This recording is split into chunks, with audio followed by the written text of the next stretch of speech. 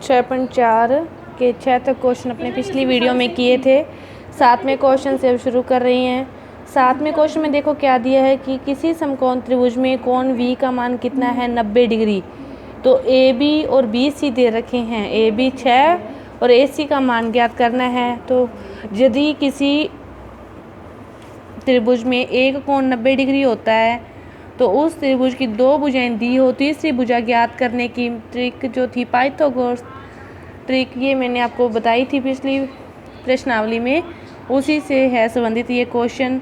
B 90 दिया है, AB अब देखो AB 6 सेंटीमीटर है, BC 8 सेंटीमीटर है, तो AC ज्ञात करनी है। तो ये क्या होगी, कर्ण होगी। तो मतलब आधार का स्क्वायर 6 का स्क्वायर प्लस 8 का स्क्वायर, इसका फिर क्या करेंगे, वर्गमूल करेंगे। 6 और 6 को करे वो 36, 8 को 8 से करोगे तो 64, इसको जोड़ेंगे तो कितना आ गया 100। 100 का फिर अपने वर्गमूल इस तरीके से निकालेंगे तो 10 आएगा। इसी प्रकार 7वें का दूसरा क्वेश्चन है सेम ही, तो उसको आप स्वयं हल करेंगे। इसके बाद देखो 8वां क्वेश्चन क्या दिया है कि एक माली के पास 1000 पौधे हैं और इन पौधों को वह इस प्रकार लगाना चाहता है कि पंक्तियों की संख्या कॉलम की संख्या समान रहे। इसके लिए कम से कम पौधों की और कितने पौधों की आवश्यकता होगी, कम से कम और कितने पौधों की आवश्यकता होगी।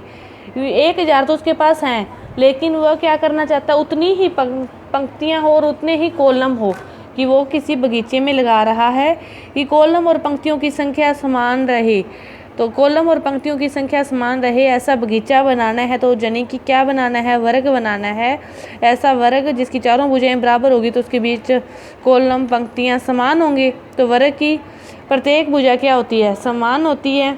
तो 1000 पौधे हैं, तो इसको क्या करना है कि पूर्ण वर्ग संख्या में अपने को रूपांतरित करना है।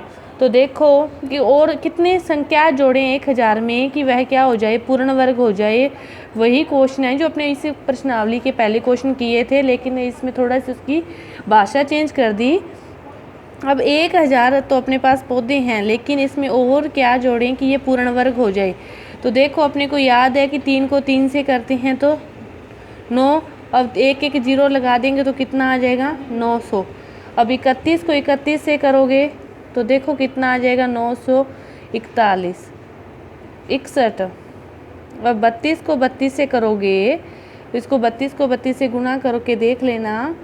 ऐसे 2 तिया 6, 3 दूनी 6 और 3 तिया 9, 4 6 6 12, 9 और 1 10, कितना आ गया 1024। कि 1000 के निकट जो पूर्ण वर्ग संख्याएं हैं वो 2 हैं। पहले वाली तो 961 है और बाद वाली 1024 है। तो इसने कहा है कि और कितने पौधों की आवश्यकता होगी, मतलब 1000 में और कितने पौधे जोड़ें कम से कम, तो वो कितने हैं, 1000 में 24 जोड़ेंगे तो वो कितना हो जाएगा 1024 हो जाएगा। तो मतलब और कितने पौधों की आवश्यकता होगी, कम से कम 24 पौधों की और आवश्यकता होगी, जिससे ये संख्या क्या हो जाएगी, पूर्ण वर्ग हो जाएगी। और इसमें पंक्तियों और कॉलमों की संख्या क्या हो जाएगी, समान हो जाएगी। 9वां क्वेश्चन है इसी की तरह ही है। उसने क्या लिखा है कि 500 विद्यार्थी हैं और पीटी के अभ्यास के लिए उन्हें इस प्रकार खड़ा करना है कि पंक्तियों की संख्या और कॉलमों की संख्या क्या रहे, समान रहे। और इस व्यवस्था को बनाने के लिए कितने विद्यार्थियों को बाहर जाना पड़ेगा, बाहर यानी कि 500 में से क्या घटाएं कि वह संख्या क्या हो जाए, पूर्ण वर्ग हो जाए।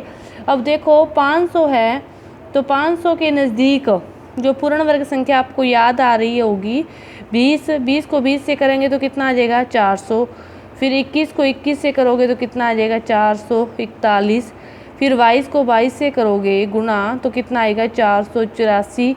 और फिर 23 को 23 से करोगे तो कितना आएगा 529। लेकिन इसने क्या क्या घटाना, तो 500 से छोटी पूर्ण वर्ग संख्या वो कितनी है 484।